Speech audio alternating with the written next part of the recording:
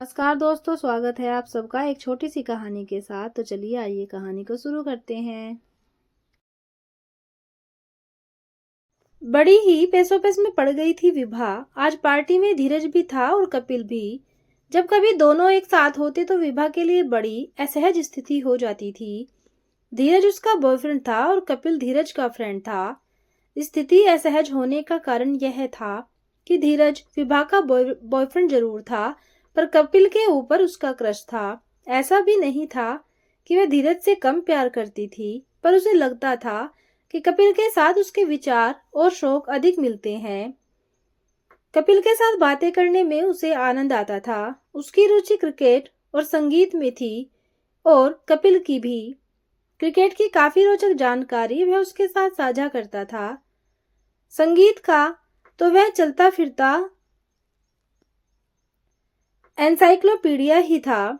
न सिर्फ संगीत की जानकारी रखता था बल्कि गाता भी अच्छा था। और सबसे बड़ी बात यह थी कि जरा भी शर्माता नहीं था। आवाज तो अच्छी थी ही कपिल की, सुर और ताल पर भी उसका बेहतर नियंत्रण था। इन कारणों से उसका कपिल पर गहरा क्रश था। दूसरी ओर धीरज की रुचि साहित्य में थी। विशेषकर वह कविताओं और गजलों का दीवाना था, जबकि विभा को कविताएं तो बिल्कुल समझ में नहीं आती थी। गजल से भी उसका कोई खास लेना देना नहीं था। इन कारणों से उसे लगता था कि धीरज की अपेक्षा कपिल के साथ उसका जीवन अधिक आनंदमय रहेगा, मगर अपने इन विचारों के कारण उसके मन में अपराध बोध भी था, क्योंकि धीरज उसका बहुत ख्याल रखता था। कपिल के बारे में सोचकर उसे ऐसा लगता था कि वह स्वार्थी बन रही है और धीरज के साथ बेवफाई कर रही है। पर इस दुविधा से निकलना तो होगा, उसने सोचा, पर कैसे? वह यह समझ नहीं पा रही थी। मामला ऐसा था कि किसी और से इसकी चर्चा भी नहीं की जा सकती थी। धीरज से पूछने का प्रश्न ही नहीं था। उसका दिल टूट जाता। कपिल से पूछने पर न जाने वह उसके बारे में क्या सोचे, यह डर था। एकाएक विभा को ख्याल आया। जसलीन का उससे उसकी अच्छी दोस्ती थी, साथ ही वह धीरज और कपिल को भी अच्छी दोस्ती थी। जैस्लीन इसमें कुछ मदद कर सकती है, यह उसने सोचा। पार्टी में जैस्लीन भी थी। उसने समय निकालकर जैस्लीन से कहा, तुमसे कुछ जरूरी बात करनी है। मैं कब आऊं तुम्हारे पास?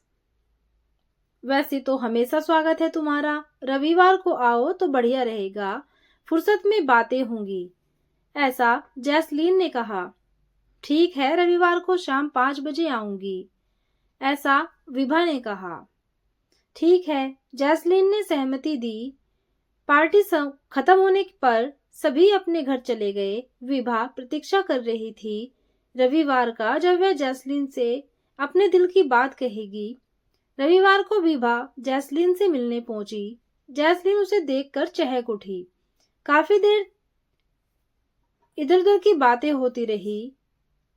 चाय स्नैक्स का आनंद भी लिया दोनों ने। विभा अपनी बात रखने की सोचती, पर सोच समझकर कवच रुक जाती। शायद जैस्लीन के ध्यान में भी वह बात ही नहीं थी।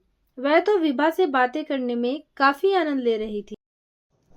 काफी देर के बाद जैस्लीन को इस बात का ध्यान आया और बोली, तुमने कहा था कि तुम मुझसे कोई जरूरी बात करनी चाहती हो। जैस्लीन की बात सुनकर विभा तो जैसे शर्मा सी गई। जैस्लीन ने उसके चेहरे की सुर्खी देखकर कहा, कोई प्यार व्यार का मामला है क्या? अब तक विभा संभल चुकी थी और बोली, हाँ, तभी तो तुम्हारी सलाह लेना चाहती हूँ। बोलो, क्या बात है? धीरज से तो तुम बात करती ही हो, तुम्हारी बातें होती ही रहती हैं, फिर मेरी क्या आवश्यकता है? जैस्लीन विभा और धीरज की दोस्ती के बारे में जानती थी। बात धीरज से नहीं करनी है, किसी और से करनी है, इसीलिए मुझे तुम्हारी सहायता चाहिए।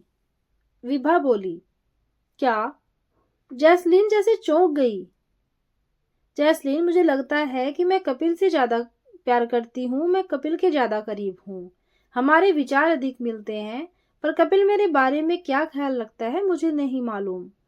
तुम्हें जासूसी करनी होगी और पता करना होगा कि कपिल मेरे बारे में क्या विचार रखता है, ऐसा विभा ने कहा। और धीरज, उसका क्या होगा? ऐसा जैस्लीन ने पूछा। तुम्हारी बात सही है, धीरज से मेरी काफी अच्छी दोस्ती है, पर मैंने बहुत विचार कर देखा कि मैं कपिल के साथ बेहतर जिंदगी जी सकती हूँ। धीरज से कोई वादा भी नहीं किया है मैंने, न उसने कभी इस बारे में बात की है। दोस्ती भले ही काफी वर्षों से है हमारे बीच। विभा ने अपना पक्ष रखा। चलो, मैं कपिल से बात करूंगी, पर मुझे लगता है मामला गंभीर होने वाला है। या तो तुम्हारा दिल टूटने वाला है या फिर धीरज का, और दोनों ही स्थितियों में कोई भी स्थिति अच्छी नहीं है। जैस्लीन ने चिंतित स्वर में कहा। थोड़ी देर चुप रही, फिर जैस्लीन बोली, तुम्हारी दोस्ती धीरज के साथ कई वर्षों से है। यदि तुम्हें ऐसा लगता है कि तुम दोनों के बीच सब कुछ सही नहीं है, समानता की कुछ कमी है, तो उसके बारे में धीरज से बात करो। फिलहाल कपिल के बारे में मत सोचो। हो सकता है तुम धीरज से किसी कारण से असंतुष्ट हो और इस कारण कपिल या किसी और के बारे में सोच रही हो, और फिर कपिल के मन में क्या है तुम जानती भी तो नहीं हो। हो सकता है वह किसी और से प्यार करता हो सकता है वह तुम्हें सिर्फ अपने दोस्त की गर्लफ्रेंड के रूप में देखता हो। जैस्लीन की बातों में उसे दम नजर आया और बोली, तुम्हारा कहना भी ठीक है, मैं सोचती हूँ, बाय। जैस्लीन के घर से वापस आकर विभा सोचने लगी।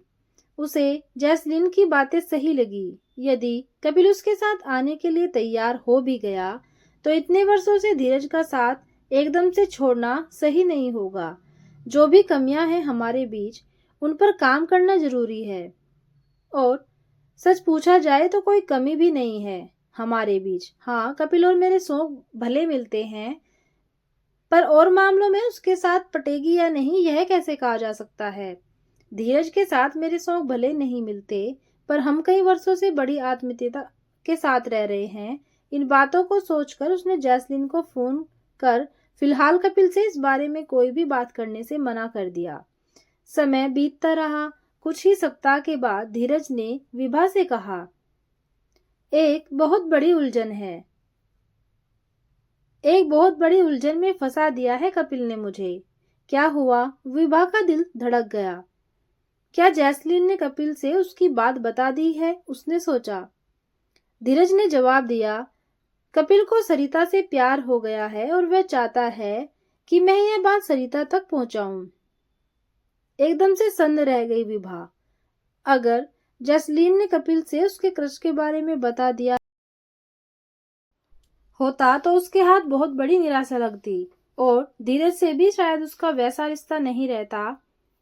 करो मित्र की मदद हमेशा तन से मन से खुश होकर। विभा ने अपनी उदासी छिपाकर बचपन में पढ़ी कविता की पंक्तियों से धीरज को कहा कि उसे कपिल के प्रस्ताव को सरिता तक पहुंचा देना चाहिए। मित्र की मदद जरूर करूंगा, पर इसके लिए उचित अवसर ढूंढना होगा, ऐसा धीरज ने कहा। विभा कुछ बोल पाती उससे पहले ही धीरज झिझकते हुए बोला, अरे यार, एक और बड़ी उलझन है। अब क्या है? विभा ने पूछा। मुझे भी किसी से बेहद प्यार हो गया है, और जिससे प्यार हो गया है उसे बताना भी नहीं आसान और उससे छिपाना भी नहीं आसान, धीरज बोला। विभा समझ गई कि वह उसकी ही बात कर रहा है, पर अनजान बनकर पूछा, किससे?